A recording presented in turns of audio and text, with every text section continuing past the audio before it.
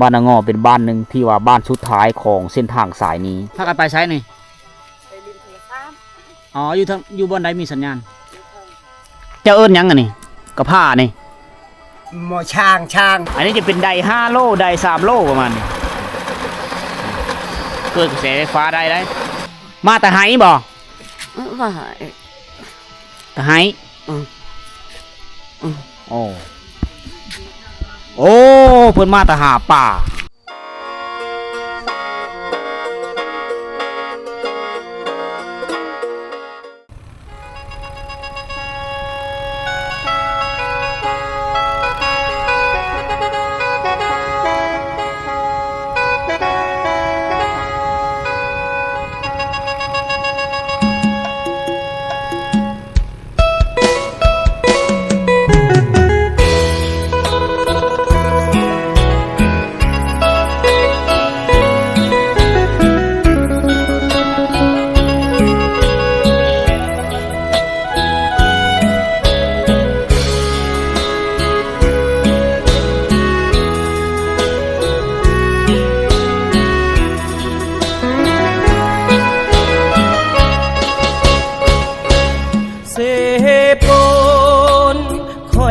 บ่ห่างเจ้าไปยุ่งยากเพียงใดจะอยู่คู่ใจมาให้มันจะสุขหรือทุกข์จะขออยู่น้ำเจ้าทุกวันข้านี้บ่เปลี่ยนแปรพันเหมือนคนลาแล้วเสโปแต่ก่อนเป็นเสลำลึกตอนปางมีศึกภาษาสุธีซอกตอนนี้คอยกับทีมงานได้เดินทางมากำลังเสียลงไปบ้านอ่างงอนี่ก็ขึ้นกับเมืองตะโอยแขวงสารวัตรทุกคนเลยนะเอามากัน4 คนคือเก่ามานี่ FM วิถีไทยบ้านสบายดีมีแต่ลุยๆนะเพิ่นนี่ขี่รถไวเพราะว่ารถเพิ่นได้เปรบ ทีมงานเขาเดินนี่เด้อนี่อันนี้คือบ้านอ่างงอนะทุกคนบ้านอ่างงอเป็นบ้านหนึ่งที่ว่าบ้านสุดท้ายของเส้นทางสายนี้มาคนนี้ถือว่าเบิดได้เส้นทางนะชุดลูกค้าบ้านอ่างงอนี่ถ้าเขานำไปเลยกับพุ่นแหละไปซื้อเมืองไปเลยเมืองกระลึมบ่หรือเมืองดักจึงไปดักจึงแขวงเสี่ยกองไปทางนี้นะบ้านนี้จะมีโรงเรียนอยู่นะโรงเรียนประถมสมบูรณ์1 แห่งอยู่นี่ราคาหลังคาเฮือนนี่ก็ประมาณ40 ปลายหลังคานะตอนนี้เวลา17 นาฬิกายัง5 นาทีนะยังอีก5 นาที17 นาฬิกาพวกเรามาห้องบ้านตามการสังเกตของหมู่บ้านนี้ตอนนี้เวลาคำนี้ชาวบ้านนี่กำลังมาแต่ศูนย์มาแต่ไฮได้สายผู้ตัวนี้โอ้โหเขตนี้เป็นเขตที่อากาศเย็นและก็หนาวนะอันนี้เริ่มต้นเข้าสู่ฤดูฝนถ้ามายามนี้เขาจะสังเกตเห็นธรรมชาติมีเขียวงามตลอดเลยต้นไม้กำลังป่งเบือทุกคนชาวบ้านถางไฮนี่แหละอาศัยการเฮ็ดไฮเป็นหลักทุกคนเพื่อเอาเข้ามาเลี้ยงชีวิตการเป็นอยู่ในแต่ละมือผู้นี้จะสูงนะเป็นเขตแดนกับเมืองดักจึงทุกคนเขตหนาวเดี๋ยวทุกคนในเบื้องภาพมุมสูงนะก็เลยจอดรถนี้ทุกคนเส้นทางนี้จะโค้งลงไปนี่เกี่ยวไปตามนี้ได้อยู่นี้จะเป็นเฮือนนี่ก็ประมาณ2 หลัง 3 หลัง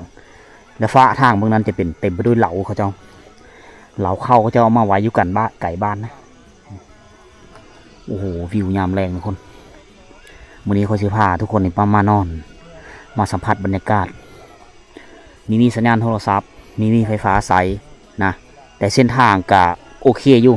ถ้าเป็นยามฝนมันก็มืนแต่เสื้อยางดูมากอะโอเคทุกคนมาได้นะโอ้มาเห็นแล้วติดเจอทุกคนเป็นครั้งที่2เนอะที่ค่อยมาบ้านนี้คิดฮอดแห้งคิดฮอดบรรยากาศตัวนี้แห้งก็เลยมาพาทุกคนมากับทีมงานมาใน4 คนหมู่บ้านชนเผ่าปะโกะกับเผ่ากระโดนี่เสียงสำเนียงเสียงว้าวเขาเจ้าคล้ายๆคือกันนะประมาณสิเดี๋ยวเฮาไปมื้อนี้เฮาสินอนเฮือนในบ้าน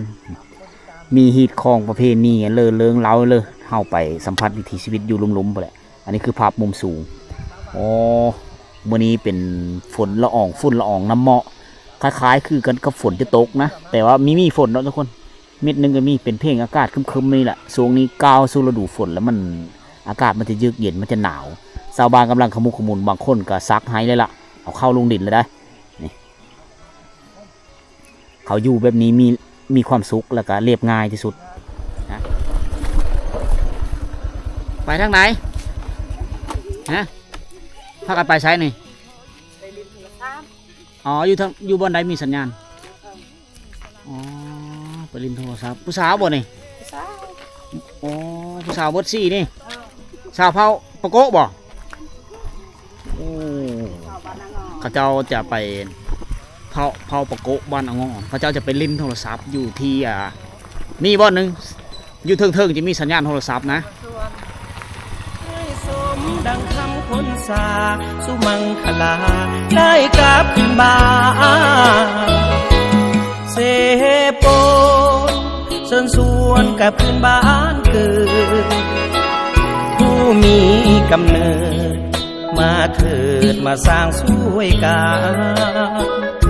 มาห่วมแห่งใจแห่งกายด้วยความหมายมั่นมาห่วมสร้างสรรค์เสพโผลให้เป็นสายใจ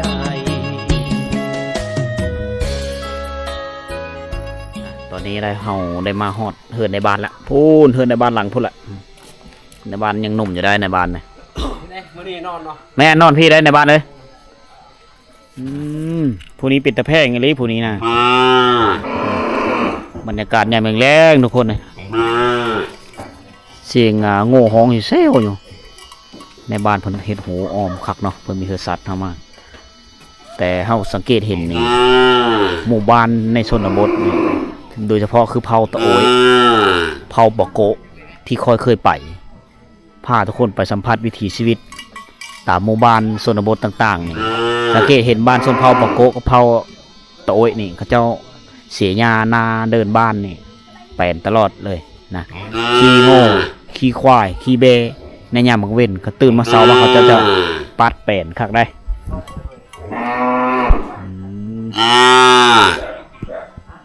นี่มีไฟฟ้าใสแต่เขาเจ้าอยู่เขาใช้แผ่นแสงโซลาร์เซลล์เป็นใต้แสงสว่างในยามค่ำคืนรถไถเขาเจ้ามีแต่รถไถซิงค์รถไถซิงค์นี่เขาเจ้าใช้สำหรับแก้เคืองมาแต่เมืองจะเป็นแก้กระเบื้องบองแก้ข้าวสารประมาณนี้เขาเจ้าจะเอารถไถซิงค์เอาไปซื้ออยู่พุ่นแล้วอยู่ทางดำนะอันนี้พอเอิ้นอะไรนี่ กระความเฮาเนี่ย กระกระ กระตางเนี่ยตะแกง อ๋อ เดี๋ยวปล่อย ประชากระตาง อันนี้ละกระเนาะ ประชาเฮาเนี่ยกระ กระกระ ตะเดียว กระ ประชา แปล กระ ว่า ตางทรี เออ ประชาเกรียงเนี่ยกระปิ้วเลย กระตริว กระปิ้วกระปิ้ว กระปิ้ว ความเกรียง อ๋อเป็นอันนี้เป็นโง่เนาะหลายภาษาเฮาตารางนี่ทุกมือบ่ฮะอ๋อ ปักกูไม่แห้งเลือกลอง เจะล่ำกระยาบ่ ลืมเหมือนยันแน่ มันล่ำเนี่ย กรึมตัวเดียว แม่น เขามาเซ็นเข้าเซ็นไปเลยมันเนาะอันนี้แหละคือธนาคารโซนโตเขาจะเอาฝากเงินไว้อยู่น้ำซัดเลง ลูกน้ำกุ้ง โอ้มาเห็นบรรยากาศยามแรงๆวิถีชีวิตแบบเดิมๆอยู่แบบนี้เงียบสงบ เขาเจ้าอยู่ได้ตามอ้อมหมู่บ้านในอ้อมหอบด้วยภูเขาภูผาอ้อมหอบมาเลย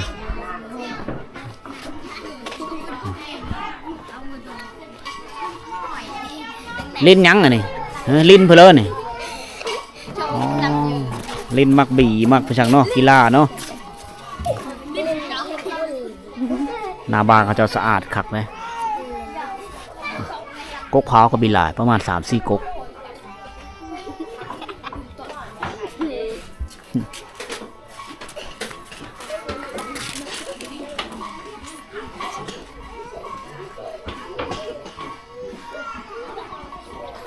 คันไดเฮิรนเขาเจ้านี่ย่างเฮิรนเลย เขาเจ้าจะเฮ็ดห่างๆพัสอุปกรณ์เขาเจ้าไซนี่จะเป็นอันอุปกรณ์ที่เขาเจ้าไซส่วนหลายจะเป็นกระผ้านะเป็นกระผ้าออกไปออกมาออกไปให้ไปซูนเสื้อติบเข้าเสื้อนำไปให้เฮ็ดกินยังอ๋ออาหาร ส่วนหลายเขาเจ้าไซไดน้ำตก ไตไฟฟ้าแมบ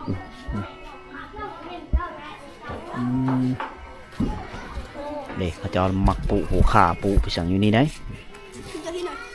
อ๋อสวดส่งเฮือนเขาเจ้าในส่วนหลายจะเป็นอันนี้คือเป็นเอกลักษณ์ของชนเผ่าปะโกะนี่เด็กเขาเจ้าจะเฮ็ดตีนตั้งไว้สูงๆแต่ว่าสำหรับคนนี่น่าจะยานล่มในยามล่มเสียวเฮือนเขาเจ้ามักเฮ็ดนี้เลยตัวนี้หากระทะมาไม่ไหม้เลยไปทะมาจากป่าตะดงเขาเจ้าทะมาจากสวนเปิดมันหนาตัวนี้น่าจะเป็นนั่นเปิดใหม่ที่เขาเจ้าขายกันมีแมนเปิดอย่างโบงนะเจ๊บอกขายบ่นี่ขายบอกกิโลจักพันฮะโบหูเนาะ4,000บอกฮะเว้ากันมีได้ยินมีเฮาจือกันเพราะว่าเขาเจ้ามีฮู้จักภาษาค่อยแล้วค่อยก็มีฮู้จักภาษาเขาเจ้าอีแม่นยังอันนี้เจ้าเอิ้นหยังโบงอ๋อโบง จะมีเมียนอย่างโบงนะเปอะไม้ชนิดหนึ่งเขาเจ้าไปเฮ็ดเป็นนั่นหญ้าพื้นเมืองเขาเจ้าขายอ้อจีนพวกนั้นที่ใดเขาเจ้าจะขายเอาเวียดนามจะส่งอ้อจีนเปอะไม้จากธรรมชาตินี่แหละจากป่าจากดงเขาเจ้าจะไปได้ปลูกนี่เห็นว่าต้นใหญ่ๆจะเป็นต้นไม้อย่างโบงนั่นเลยฟังเพลงเวียดเนาะยักษ์บอกภาษาเวียดก็เว้าได้บอกนายบอกอันเกิมบอกอันเกิมจะโดยเนาะกินข้าว โอ้นี่เขาเจ้าเฮ็ดตีนตังตีนเสาไว้สูงๆเลยเพลงแอวนะมาแต่สวนเลยมาแต่ไห้เนาะ เรื่องกระต่ายในจำกลางลาวบ่ อ๋อเพิ่นว่าบ่เข้าใจภาษานี่แหละการสื่อสารคืออุปสรรคที่ชุมเฮามาถ่ายทอดวิถีชีวิตอยู่ในชนบทเพราะว่าภาษาปะโกะเฮาก็ยังไม่ได้หลายได้แต่บางคำบางเรื่องเท่านั้นซื่อๆสะออนวิวหมู่บ้านทุกคนมาเห็นแล้วก็เป็นบ้านที่ว่างามในชนบทนะยามแรงๆเขาเจ้าจะอยู่พักผ่อนแล้วมาแต่ไฮแต่โซนละอยู่เฮือนเฮ็ดอยู่เฮ็ดกินนะมีเฮือนก่อหลังหนึ่งอยู่นี่2 หลังก็แสดงว่าขี้ดินเฮดินทรายเขาเจ้าเอาอยู่โห้ยแต่ว่าซื้อมาแต่เมืองชิมังมีแต่ไปเอาอันไปซื้ออยู่ทางดำนะทุกคนทางอย่างแต่นี่เอาไปทางอย่างนี่ก็8 ลักนะก็มีไก่ไปเลยก็พอดีไปพอดีมากนะแต่ไปเป็นบ้านที่ว่าเส้นทางนี่ไต่ตามโน่นผู้มากนะลงมาเลยนะขึ้นไปฮอดจอมผมจะค่อยเห็นวิวหลายนะมานำลงมาก็จะฮอดนี่ก็คือบ้านนี่ก็ตั้งอยู่ที่ลุกกว่าหมู่แหละจนนี้มีสัญญาณโทรศัพท์นะ แต่มันก็ติดแปะกับสายเซรามังกันนะ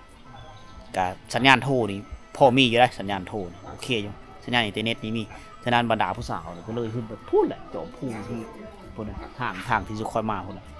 ผู้สาวจะขึ้นไปนั่งไปลิ้นโทรศัพท์ที่จอมพูจะมีสัญญาณอินเทอร์เน็ตพวกนั้นเขาจะไปโหลดไว้โหลดเพลงโหลดเพลงมาไว้แล้วก็ลงมาเบิ่งอยู่บ้านประมาณนี้นะเป็นหมู่บ้านที่เงียบสงบดีแต่ว่าเขานิยมปลูกกาแฟได้เลยมีกาแฟได้แถวนี้กาแฟตีหม้อนะก็เป็นอาชีพหนึ่งที่เขาจะมักปลูก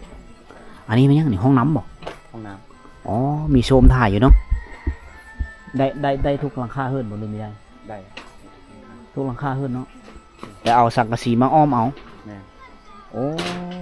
มีห้องน้ำเมื่อก่อนเขาคิดว่าเป็นข้อใกล้มีเมนเป็นห้องน้ำเขาเจ้าไปอาบน้ำบ่ฮะอ๋อ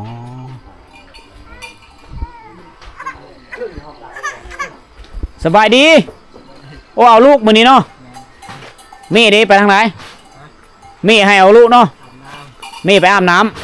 ำตัวนี้ตัวขายบ่ได้ขายบ่ฮะขายบ่เฮ็ดแล้วเราบ่นี่หรือยังบ่แล้วเนาะ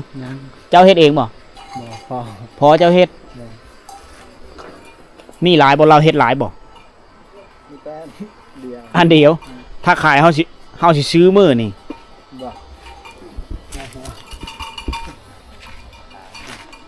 บ้านเฮาบ่มีนะ ฮะถ้าเขาเจ้าขายเขาจะชิมอีพอหลายบ่อนี่ เว้ย ยังหมดแล้ว เว้นอย่าโมนอยู่ มีบ่ตัวแล้วแล้วมีบ่ บ่มีหยัง บ่มี ยังชานใหม่นี่ สารไหมเนาะเจ้าขายราคาเท่าเลย เช่นฮะ 150,000มามื้อหน้าก่อนเฮ้ยเจ้าสารแล้วก่อนเฮาจะได้อันหนึง ในนึงวะ จะได้หน่วยหนึง ในนึงวะ เฮาออกไปหน้าโอ้คักซื้อติบเข้าซื้อน้ำอยู่นี่อืมเข้าใจอยู่บ่เฮาเว้านี่เข้าใจบ่ ใจ โอ้เจ้าเว้าภาษาลาวได้เนาะ ชาลา อ๋อเจ้าเป็นมีแต่หวายทั้งนั้นเนาะหวายในภาษาบ้านเจ้าว่า นี่บ้านเฮานี่ลายวายนี่ หลายเนาะต้องเฮ็ด ผู้ใดอยากได้ก็เอารอด บ้านเจ้าเอิ้นหยังอะนี่กระผ้านี่ หมอช้าง ช่างเนาะโอ้กระผ้านี่จะมีอยู่2ประเภท กระผ้ากับช่องประเภทอันนี้ก็ช้าง ตัวหนึงเด้แม่นหยังตัวสารที่ทำนั้นน่ะ ชำนั่นอาจอย อาจอย อาแต่ อาแต่อาแต่เนาะ เออ อาแต่แปลว่ากระผ้าก ระผ้า กระผ้าที่ก็อ่องเข้าได้น่ะเนาะเสื้อเข้าเสื้อนั้นได้เนาะเสื้อเขาปุอ่องมักเอาเข้ามาแต่ให้ได้ ประชารานี่เขาบู้นี่รอดยังกระเจาะบ่ เขาเอิ้นกระหยังบ่แม่น บ่แม่นบ่ บ่แม่นกระหยัง กระยังกระบุงบ่กระบุง บ่กระบุงใหญ่กระบุงใหญ่เลย ใหญ่กว่าเนาะ แม่นกระบุงมันมีหู บริบูรณ์ในดอกนี่แหละ มันมีหูกระบุงนะมีหู เออ มีหูขึ้นมานี้คล้ายๆคือกระตาโอ้ราคา150,000กีบนะแต่ว่าสิ่งที่มันเอามาเฮ็ดในล้วนแล้วถวายป่ามาจากป่าจากดงแต่ทนทานกับการใช้งาน เวลาเฮาไปให้ไปหน้านะเฮาออก เวลาไปให้ไปหน้า ส่วนหลายผู้ไทยเฮาจะหาบแต่หาบนี่แปลว่าอะไรบ้านเจ้าเอิ้นนั่นเลยหาบนี่ตะเป๊กบ่แม่นหยัง กลางกุย นี่อ๋อง แล้วมานี่ค่ะ เอาไม้คานหาบนี่เอาไม้คานแปะด้วนด้วนโมเมนต์แบกติ แบกไม่รู้มาเตยลิจิริกานี่ก็ใจล่มกันยะเติบเพราะว่าเฮามีจักภาษากัน เวลาเฮาอ่องเวลาเฮาอันหาบมันจะตุลวนตะลีนได้มันยะถ้าว่าเฮาเอาตัวนี้ไปนี่เฮาอ่องเสื้อบ้านี่คือชุบเจ้าอ่องไปง่ายแม่เวลาเฮาไปป่าไปดงบ่ไปหาหน่อไม้หน่อมันสบายอันนี้เฮาแบกเอาโอ้ยยากเวลาพลาดล้มแล้วก็ฮึบลงเลยอันนี้สบายนี่แม่เพื่อพอมันขายแล้วในราคา150,000กีบก็พอซื้ออยู่แต่ว่ามีทันแล้วเอาไว้มื้อหน้าก่อนเนาะเพื่อเจ้าเฮ็ดแล้วก่อนทุนลอยตายหายังมาดูสองเธอแล้วเฮามาหน้านี่ใช้ง่ายกันแต่มองเดียวไม่ได้นะใช้เวลาจากมือเฮ็ดไว้นี่มือนึงแล้วเลยก็มีเนาะมือใดเฮ็ดใดเนาะแต่เช้าได้ฮอดแรงเบิดมือเนาะบ่เลยเฮ็ดเลยย่อลงแล้วขั้นตอนละพักผ่อนตอนกินข้าวนี่เวลาอันนี้เพิ่นจะไปเลี้ยงควายได้เนาะ2 วันเฮ็ดตัวนี้อันนี้เพิ่นจะอันนี้เพิ่นจะเลี้ยงควายได้วางๆอยู่ในเอ็ดนะมันหาปลาหาหยังให้ยอดไว้นี่นั่นจักสิได้ไปหาจักหลังคาเฮือนบ้านเฮานี่30ปลาย30ปลายเนาะกับ30ปลายหลังคาเฮือนก็เป็นก็พอดีอยู่เนาะน้ำท่วมเคยท่วมบ่บ้านน้ำเคยท่วมบ่น้ำท่วมอยู่บ่แต่ละปีบ่ท่วมเนาะบ่ท่วมมันสูงเนาะมันสูงเนาะมันต่ำชุท่วมเส้นทางนี่สุดค่ะนี่เนาะบ่มีเส้นทางเนาะสุดเลยสุดนี่บ้านดื้อเก่านี่ขึ้นภูบ้านดื้อง่ายแล้วเนาะบ่สามแยกคั่นบ่พูนสามแยกอยู่ภูคั่นบ่แม่นบ้านดื้อเก่าอยู่นี่แต่ว่าเขาแยกออกไปอยู่แต่เก่าอยู่นี่เนาะไปทางนี้แต่เก่าเนาะแม่นเขาย้ายเอาเบิดแล้วหมดแล้วโอ้ย้ายไปปลูกอยู่ปีปลายเพิ่นอยู่นี่ใกล้ๆบ้านแต่บ้านดื้อนี่ท่วมเนาะแต่เก่าเนาะน้ำท่วมภาครัฐเพิ่นย้ายระดมย้ายแม่นท่วมบ้านที่เจ้านี่ก็ดีแล้วเนาะมันอยู่สูงเนาะก็เป็นบ้านนึงที่ว่าติดกับธรรมชาติหาอยู่หากินได้อยู่ในป่าหลายบ่มีเดี๋ยวนี้บ่มีป่าเลยเนาะเดี๋ยวนี้บ่มีจักเป็นไดมันกินหน่อไม้กินหน่อไม้กินยอดอีหยังอันมีก็กินนกหนูพอได้กินเนาะนกหนูเสื้อกระลับหนูเปี ยบหรือวีต่อ ดี เลย เตือชมได้ชมนึงกิน คนก็มีหลายไปเลยเนาะก็พอดีปุ๊กาแฟนี่ไปขายใช่ไหมขายอ้อเวทบ่หรือเขาเจ้ามาซื้อ บ้านนี่เข้าไปชื่ออยู่นี่ อ๋อพอขามาซื้ออยู่พี่เลยเนาะ ราคา อ๋ออันนี้เป็นกาแฟฮะกาแฟตีหม้อ อืม นะเป็นกาแฟใบหนึงแถวปากซองบริเวณเขาเจ้าปุ๊หลาย เพราะว่าอยู่บ้านเจ้าเนี่ยอากาศหนาวเลย หนาว อยู่บ้านเฮาฮ้อนเลย เฮาฮ้อนคือกันนี่ มามื้อนี้มาอยู่นี่อากาศเย็นเห็นน้ำเหมาะตกแหละอ๋อ นี่ชุงผู้นี่ แสดงว่าบ้านนี่ตั้งอยู่นี่หลายปีแล้วเนาะ หลายปีแล้วตะกี้แต่ก่อนเฮานี่บ่เห็นคือกัน เจ้าเยอะมากก็อยู่นี่แล้ว อืม อ๋อก็ระดับ70-80 ปีกว่าเนาะระดับ100 ปีเนาะ แม่น โอ้แต่ก่อนสงครามหมดแล้ว อ่า สังเกตเห็นกรมมะขามจนใหญ่นะกรมมะขามเท่าแล้วอ๋อ บ่ฮู้เลย หลายเส้นคนแล้ว ชำนั่นแหละใหญ่ เป็นบ้านเก่าบ้านดังเดิมเนาะ เออ ไฟฟ้านี่ใช้ไฟแผ่นโซลาร์เซลล์ซื้อเอาบอลหรือโครงการเอามาเฮ้อซื้อเอาเนาะซื้อเพิ่มเชื่อมั่นเนาะ เออ ทุนของเขาเอง ถึงเฮาเอ อ๋อง ห้องน้ำนี่ก็เฮ็ดเองแมันบ่ เออ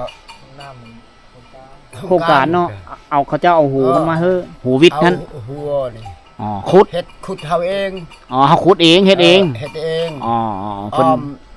เอาสังกะสีมาอ้อมพอได้ถ่ายเนาะดีกว่าเฮาป้าเนาะ แม่น การหลุดพ้นจากการติดพยาธิได้แหละ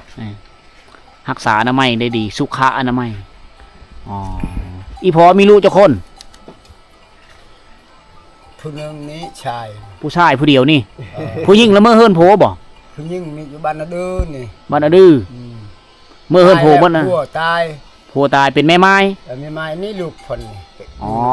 หลาน2คนนี่ อันนี้หลานคอยเองอันนี้ตายพ่อคือกัน พอตาย ลูกคอยนั่นกอกนี่ตาย อ๋อลูกกก ลูกกอก ลูกผู้ชายหั่น ผู้ชายตาย เสียแล้วกับลูกไผนี่เมื่อเฮิรนหลัง อืม เมื่อแล้วเนาะบ่ได้อยู่เลยเนาะ ไปอยู่ผู้นี้ไปอยู่นี่แหละ อ๋อ คอยอยู่เฮินคอยเฮ็ด อ๋อเอาลูกชนหลายกับผู้หญิงละเมอเฮิรนโผทุกคนเลยเนาะ อืม อ๋อผู้ชายนี่เอาเมียมาเฮิรนเบิดมี8คนเอามา8คน เงินนะ พอแห้งแล้วหาเงินแต่งลูกไผ่เนาะ โอ้ย อ๋อ มันมีเงินค้ำก็คือนั่นแล้วเฮ็ดขึ้นอยากได้ก็เอา โอ้โหโอ้ขนาดนั้นค่าดองแพงบ่แต่งกันแพงบ่แถวนี้ แพงมีหมูก็ได้ ฮะ ขาดองนี่มีคนนั้นหั่งนี่ลายได้ขาดองเลย ก็อิงตามฐานะเนาะ ทนคุย อ๋อมีโง่มีควาย อืม อืม คันบ่มีก็ให้คือกัน อ๋อ ขาดองชื่อๆนี่มีกินหมู อ๋อทด เวลา ปกติเคยแต่งกันนี่จักล้านค่าดอง เคยแต่งบ่ โดยปกติแถวบ้านเฮาแต่งกันนี่นะ วันอะไรไงมวยเคยชาวลานได้ 20ล้านลงมาเนาะ ลงมาเลย อ๋อ ว่า30ล้านก็มี 30 ห้างเลย ผู้มีได้ก็30เนาะ ครับบ่มีอึดอีหลีอ่ะ อืม 10ล้านก็ อ๋อ ต้อง สิบ แต่งไหม 10ล้านก็แต่งเนาะ อ่า ผู้มีนี่ก็เนาะ อืม เฮ็ดเด้อเนาะ ยืม โง่ควายก็มี ยืม เพิ่น คือ ยืมมาเป็นหนี้เนาะ อืม เป็นหนี้เป็นสิน อืม เออโอ้เอาอันนี้ถามเรื่องฮีข้องค่าดอก บางเธอผู้เลยเยอะได้มาเยอะได้เมอยู่บ้านเผาปะโกะ แม่น ก็มาคือพอเพิ่นเว้าให้ฟังน่ะ เออ ถ้าว่าเฮาเป็นคนสิมีได้เพิ่นก็สิเฮอเพิ่นน้อยก็มีเป็นอีตนพอเฒ่าเด้เนาะ อืม พอเฒ่าเลี้ยงมาใหญ่แล้ว มันต้องงันค่าดองเฮาต้องคิดเห็นเองนะคือเฮามาแต่เมืองบ่มาแต่งงานกับเขาเจ้าอยู่แถวนี้ต้องได้ เอาง้อได้เลย ต้องได้อันคือขดองเพิ่นก็ระดับ30ล้าน40ล้านมาในทั้งโง่ทั้งควายตั้งหายได้ เวลางอนคนได้กดลงแต่กด แสดงว่ามึงเกวีแวลมึงวีตัวมางอไว้ ย่อ วีตัวมางอหนา แว แวลยังกูอัดเป็นเกละดอกเวลางอแล้ว แม่น โอ้อันก็คือว่าก่อนที่เกิด ก่อน บ้านนี้ชื่อบ้านอางอก็แปลว่าไม่แปลกนะ แม่น ตอนนั้นก็มีไม่แปลกใหญ่ๆนะใหญ่อลีนะ ใหญ่ เป็นไม่แปลก เลย ที่ว่า ข้อยก็บ่เห็น เก่า คือกั แก่ น เลยก็พอดีหมู่บ้านก็ได้มาตั้งบ้านอยู่นี่ เอางอแล้วไม้แป๊ก แม่ แม่ แล้วก็มาก กเดียว อ๋อมันมีไม้แป๊กกกเดียวกกใหญ่ ตกใหญ่ชุง อ๋อคำว่าเอางอนี่มันแป๊กกันเอง แม่น อ๋อ เฮาเอาไปชาพะโคนี่เอาง้อ ชาวบ้านก็เลยตั้งว่า หมู่บ้านอางอ เว้าภาษาลาวบ้านไม้แป๊ก แม่ เออเอาได้แล้วบัดนี้รู้จักความหมายของมันแล้ว ก็ไม่คนนั้นแหละ มาตังแล้วมีจักซื้อบ้านนั่นใดแล้วมันเห็นกกไม้แป๊กกกนึงใหญ่ๆเลยก็เลยซื้อว่าบ้านเอาง้อเลย เออ บ้านไม้แป๊กอันนี้เวลูกไผ่เลยนี่เนาะลูกไผ่เนาะลูกไผ่นี่แปลว่าอะไรคือลูกไผ่กระมั่นบ่ กระมัน โอ้กระมั่นคือกันเนาะเผาตรีก็เอิ้นกระมั่นคือกันนะ กระโมดรู้หรอกกระโมด ละโมดบ่ กระมันกระตังประชากระตังบอกกระมัน ภาษากระตางภาษาตรี แมน ภาษาตรีนี่ก็เอิ้นกระมั่นเลย แฮดกระโมด ระโมดเนาะกระโมดโอ้กระมั่นกระโมด เรียนฮู้ทีละนิดทีละน้อย คือกันเนาะคล้ายๆกันเนาะกระมั่นกระโมดโอ้กระโมดนี่แม่น ประโมทบ่แม่นกระโมดได้ กระโมดเนาะ จะเป็นกระโมด กระโมดกระโมดอ๋อ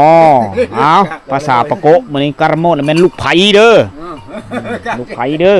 นี่เด้เวเพิ่นเวลูกเผือเด้นี่เวลูกไผเวกระโมดนี่นี่เอาฟืนมาจากไหมานี่อันนี้คือเวแม่หญิงลักๆเนาะแม่หญิงอยู่พุ่นนี่เราเข้าเนาะไว้ไก่เนาะเข้าเจ้าเนาะอ๋อไว้อยู่ไก่แถวนี้เฮ็ดบุญยังแถวนี้กินงะคือกันบ่กินงะคือกันเนาะเดินเลิกเฮ็ดเดินเลิกกินงะนี่เดินได้เดิน12เดือนหนึงอ๋อเดือน11เดือนหนึงเดือน11เดือน12เดือนหนึงเนาะครับเดียวเห็ดคุณ โอ้กินยังแต่ละปีกิน คันมีงูกินงูมีกล้วยกินกล้วย อ๋อกิน กินยังมีบะหมี่ก็ไก่ก็ได้ อ๋อกินใกล้เลยก็แล้วเนาะอีกตามปีได้มีเนาะ มีก็กิน เอาไว้อยู่เฮือนนี่ได้บ่เข้านี่ เข้านี่แหละบ่ได้ บ่ได้เนาะ เห็ดเป็นต่างนะ อ๋อความเสือคือย่านหยังย่านไฟไหม้บ่ ไฟไหม้ก็แม่ฮีท อ๋อคันไฟไหม้ได้เสียงโง่ควายอ๋ออัน ฮี นี้ ทก็ชิ้นนี่กล้วยคือกัน อ๋อเอามาแต่เราเอามาแต่ตาไห้เลยแม่นไปเราเลย ไปเราเลย อ๋อ ใช่เราเอาแต่เราต้อง ตำตากให้มันแห้งแล้วจังต แม่ ำสีกินสีได้เนาะเหินเขาเจ้าเนี่ยจังสีได้มันจะมีเพลงนะเขาเจ้าจะขุดเพื่อสิตั้งเหินได้หลังนึงเขาเจ้าขุดเพื่อจะเหินมันเพลงนะเนี่ยตัวนี้จะเป็นอันขี้หินระบบกันเจิ่นของเขาเจ้าเพราะว่าเวลาฝนตกน้ำมันจะซ้อน้ำมันจะทังเขาเจ้าจะเก็บเอาก้อนหินมาจากป่ามาแต่ห้วยไปแหละห้วยมาแต่เซ่นี้เขาเอิ้นว่าเซ่ละมั่งนี่แหละสับหลาบน้ำนี่ไหลได้ระบบน้ำมันก็จะใส่น้ำลิ้นต่อเฮือนๆเลยสะอ่อนถ้าเขาปุเอายามาปุนี่ก็สับหลาบมันจะงามไปอีกนิดนึงเป็นบ้านที่แปลกนะ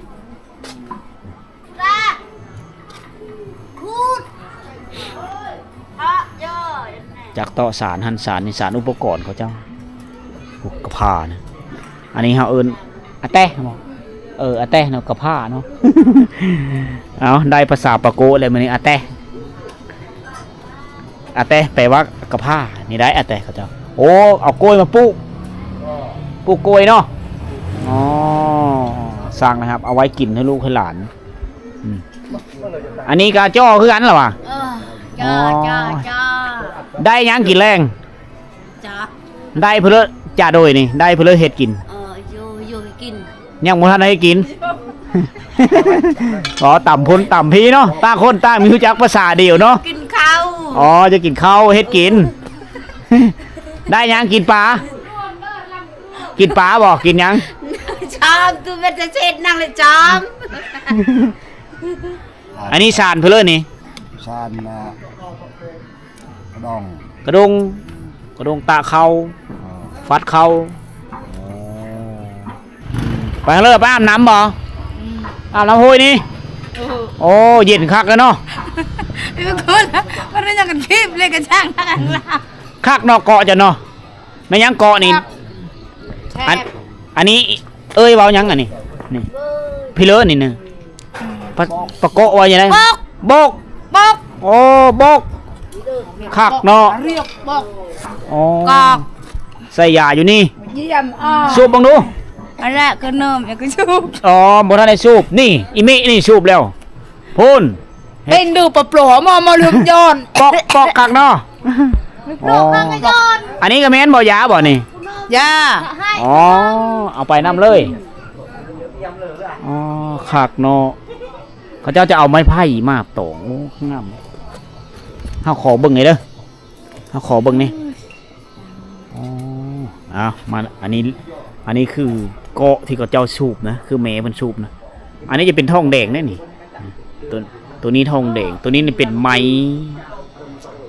โอ้ไม้ตาเขาเจ้าเอ็ดนี่ไม้เปาะไม้ไปเลยเวลาเขาสูบ ฉั นี่ นตกบ้านเลยอ่ะ ปอกข้างนี้เป็นตะกอกกอกภาษาเฮาเอิ้นเกาะ ชาฮาวเอิญปอกปอก ปอกเนาะ ปอกปอก ปอก ปอก ปอกเนาะ ปอก เออปอกมันแปลว่าเกาะ ลงอาบน้ำถือยาไปน้ำในลงอาบน้ำ ย่อม เฮ็ดอยู่เฮ็ดกินคักเนาะ แก้วหน้า พระเจ้าจะซื้อตังหูพระเจ้าจะซื้อตังเงิน ย่อมมึงหลังแก้ว ตังเงินจะซอยเงิน ได้ไปไงใบพิจ้า เอาเวลาค้ำลงมาเลยทุกคนเนี่ยเพราะสิพาทุกคนลงไปเบิ่งท่าอาบน้ำเขาเจ้านะแล้วกับบ่อนเขาเจ้าผลิตกระแสไฟฟ้านะเขาเฮ็ดได้เลยจะมีกระแสไฟฟ้าใส่เราสังเกตเห็นสายไฟนี่นึงอีนืดอยู่นี่เอามาเบิ่งแรงกำเนิดไฟฟ้าที่ชาวบ้านใส่ชาวบ้านไตเอานะซากโทรศัพท์ใดนะน้ำยามนี้เป็นน้ำฝนตกไหมทุกคนน้ำจะเปิ้นน้ำเป็นสีแดง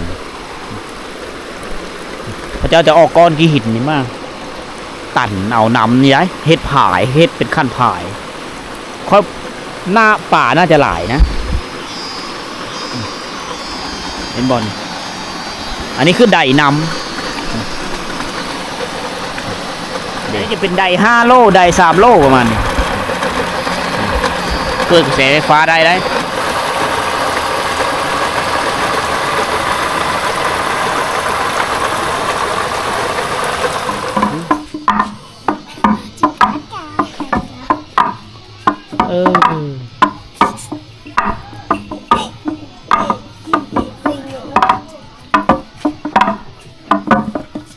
เขาเจ้าต่ำเขาจะบุกเอาเขาแป้งรับแป้งจะเป็นมันต้นจาก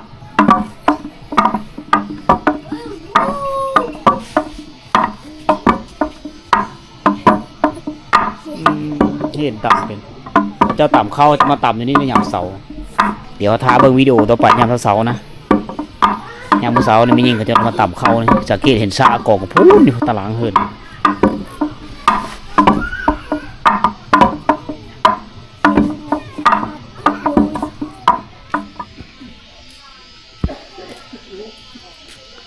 สบายดี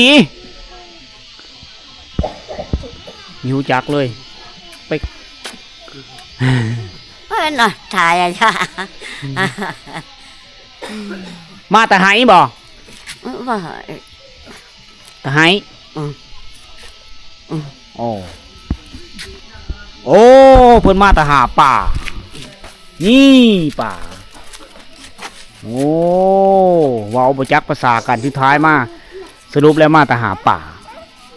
อันนี้คือบรรยากาศยามแรกๆเด้อทุกคนเด้ออยู่ที่บ้านอ่างอคำว่าอ่างอนี่จะเป็นภาษาเฮาก็คือต้นไม้แป๊กได้ในมื้อก่อนแหละขั้นเริ่มต้นอดีตหรอที่มาตั้งบ้านอันนี้เนี่ยมันมีกกไม้แป๊กกกหนึ่งอยู่ในบ้านนี่นะหลังจากนั้นแหละก็เลยพากันซื้อบ้านว่าบ้านอ่างอคำว่าอ่างอแม่นไม้แป๊กนั่นเองนะกันว่าตามภาษาเฮาเอิ้นว่าบ้านไม้แป๊กภาษาปะโกะเขาเอิ้นว่าบ้านอ่างอฮะ30 ปลายราคาเฮิรนทุกคน30 ปลายราคาเฮิรนเป็นชนเผ่าที่ว่ามีเอกลักษณ์ที่เป็นดั้งเดิมหลายได้โดยเฉพาะคือมีการเขาเจ้ายังสารกับผ้าสารกับผ้าที่ว่าอุปกรณ์เขาเจ้าอ่องได้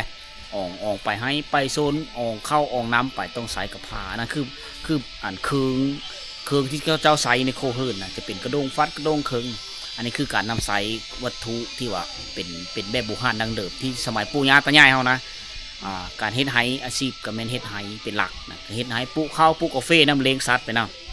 เคยอยู่ในบ้านนี้มาหลายฟ้าหลายปีแล้วทุกคนถ้าว่าเฮาสังเกตกงไม้กับอันพอเท่าผู้นี้เว้าฟังว่าเราเกิดมากอะเยอะมากฮู้มือและฮู้มือความก็เรามาอยู่บ้านนี้แล้วนะก็แสดงว่าก็ประมาณ108 ปีสังเกตกกมะขามก็จนเป็นกกมะขามเท่าแล้วนะมื้อแรกเฮาสินอนนี่ทุกคนนอนอยู่เฮือนพ่อบ้านนะมาเฮาก็แจ้งกันมากับคลอง มานอนเฮือนพ่อบ้านเพิ่นเองนอนเอานางลมกันมื้อเช้าเฮาจังได้เก็บกำเอาวิถีชีวิตยามเช้าๆมาฝากพ่อแม่พี่น้องเฮาอีกตัวหนึงเด้อทุกคนเด้อสำหรับวิดีโอนี้ก็คำได้ทุกคนเสียงจักจั่นห้องละนะเสียอำลาพระจากพ่อแม่พี่น้องไปก่อนก่อนจากกันไปก็อย่าลืมเฮาไปกดไลค์กดแชร์กดติดตามช่องทีมงานชนบทนะเวลา 17 โมงทุกๆมื้อทุกคนเลยเอามาฝากมีสาระคดีก็คือวิถีชีวิตแล้วก็การหาอยู่หากินฮีดคองประเพณีบุญชินกินท่านต่างๆนะที่เกี่ยวกับฮีดคองวัฒนธรรมลาวเฮาเองนะพบกันใหม่ในวิดีโอต่อไปสำหรับวิดีโอนี้ขอกล่าวคำว่าสบายดี